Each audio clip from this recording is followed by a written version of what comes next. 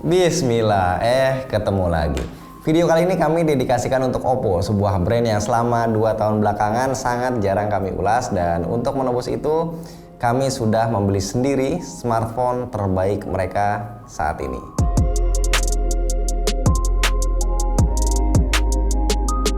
I'm so sorry Oppo. Bisa jadi itu kalimat yang tepat untuk kami sampaikan kepada Oppo karena secara tidak sadar ya mungkin kami agak-agak meng-underestimate flagship buatan mereka selama ini.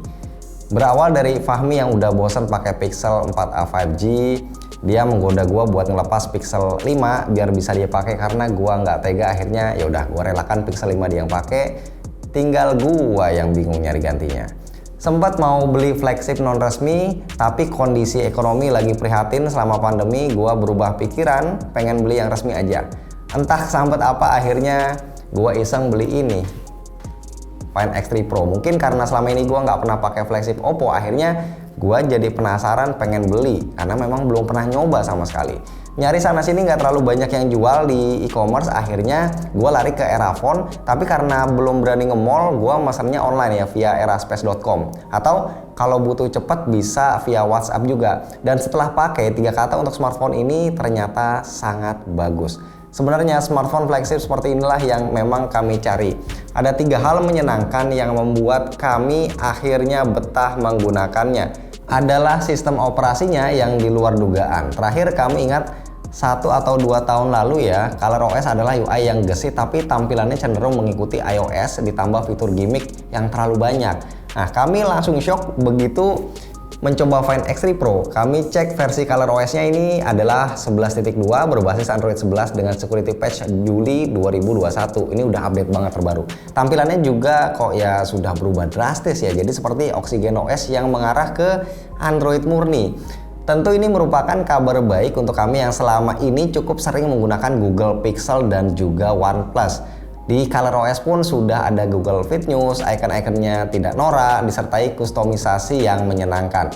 Misalnya untuk font, bukan hanya bisa mengubah besar kecilnya tapi juga bisa diubah kurus gendutnya, color palette juga bisa diubah, icon dan tema juga sudah pasti ada, serta pilihan visual untuk always on display yang banyak dan bagus-bagus. Jadi intinya secara visual ya, baik itu icon, font, layout, shortcut, dan notifikasi maupun layout menu setting sekarang sudah benar-benar mendekati bawaan Android, yaitu Android murni. Bahkan kita juga bisa mengatur black level dari dark mode-nya, mau hitam pekat, mau sedang, atau cenderung ke abu-abu. Serta speed animasi yang juga bisa diubah, mau slow, medium, atau fast. Kami tidak tahu pasti apakah ColorOS di smartphone mid to low Oppo juga seperti ini atau tidak. Kalau memang sama persis, artinya bagi kami Oppo sudah berada di jalan yang lurus yang bisa membuat banyak usernya betah. Dan juga Find X3 Pro ini ternyata sudah kebagian Android 12 versi beta. Lalu hal menyenangkan yang kedua adalah layar yang menurut kami ini sangat overkill dengan combo layar seksi melengkung, resolusi QHD, refresh rate 120Hz, brightness 1300 nit, 1 miliar warna, serta reproduksi warna yang brilian. Semua hal tersebut bisa dicapai tanpa mengalami black rush, shadow, tint, dan sejenisnya. Warna hitamnya ini sangat pekat, warna putihnya benar-benar bersih seperti melihat cat tembok. Benefit yang paling berasa manfaatnya adalah ketika menonton video dengan dukungan HDR, warna terang ini tidak terlihat over, warna gelap masih bisa dilihat dengan baik, dan warna kulit manusia tetap cenderung warm, mirip seperti menonton di TV flagship yang harganya puluhan juta.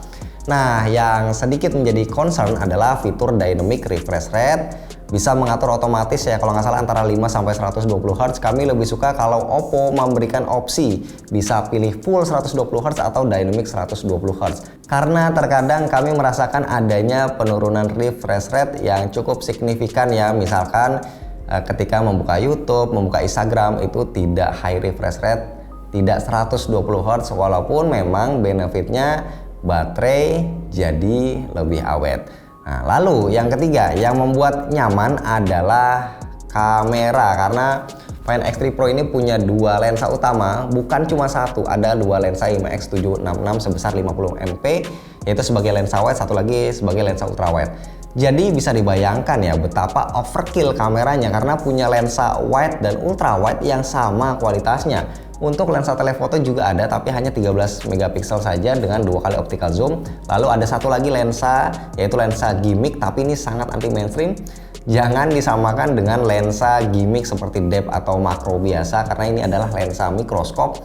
Memang betul lensa ini akan jarang dipakai tapi pasti akan dipakai ketika dibutuhkan ataupun ketika hanya untuk sekedar iseng-iseng berkreativitas. Ibaratnya seperti fitur cruise control di mobil, jelas akan jarang dipakai tapi tetap akan dipakai ketika diperlukan. Nah, akan menjadi pengalaman baru yang sangat menyenangkan ketika kita bisa melihat dan memotret langsung seperti apa sih pori-pori kulit manusia, seperti apa sih bentuk serat kain, seperti apa sih bentuk serat daun, dan sebagainya. Nah, dalam hal kenyamanan, kamera Find X3 Pro juga memiliki shutter lag yang cepat ya, bisa menghasilkan foto antar lensa dengan warna yang identik serta level perekaman video yang masih termasuk layak untuk kebutuhan serius ataupun profesional. Nah, satu yang membuat kami merasa kurang greget adalah kamera depan yang sayang banget nih hanya bisa merekam FHD 30 fps padahal resolusinya sudah 32 MP. Hasil selfie-nya tidak perlu diragukan, tapi perekaman videonya belum bisa 60 fps.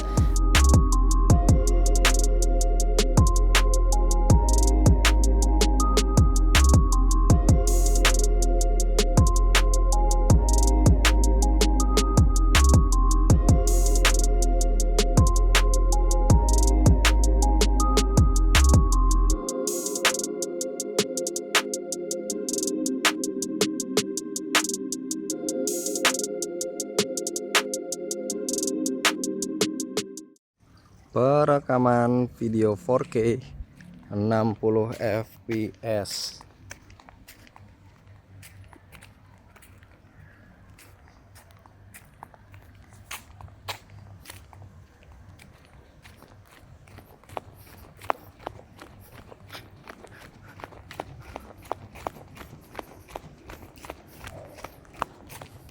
Kalau soal performa, karena ini adalah flagship dengan Snapdragon 888 dan RAM 12GB, jadi membahas seberapa kencang smartphone ini rasanya akan jadi hal yang sia-sia ya, karena siapa juga ya yang mau meragukan kombinasi hardware tersebut. Yang lebih perlu untuk digarisbawahi adalah baterai 4500 mAh di dalamnya. Kalau smartphone ini dipakai gamer kelas berat yang aktif, SOT hanya sekitar 3 jam. Tapi jika hanya untuk media sosial dan streaming masih bisa dapat 5 jam. Tidak akan terlalu jadi masalah karena kecepatan ngecasnya yang super. Hanya butuh 33 menit untuk pengisian full tank.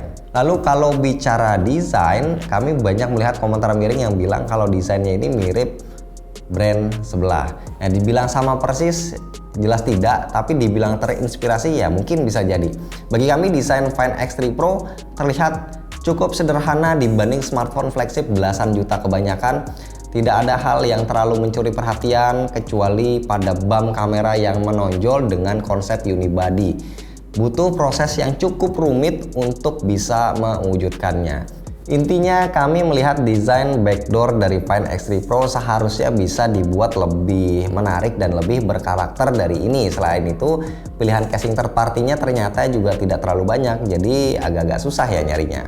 Nah, pada akhirnya kami sangat menikmati smartphone ini bukan karena performanya kencang, bukan karena desainnya yang mewah, tapi lebih karena UI-nya yang simple tapi enak dilihat, layarnya yang superior tanpa celah, dan kameranya yang beda dari yang lain. Ini yang mengubah persepsi kami tentang flagship Oppo selama ini.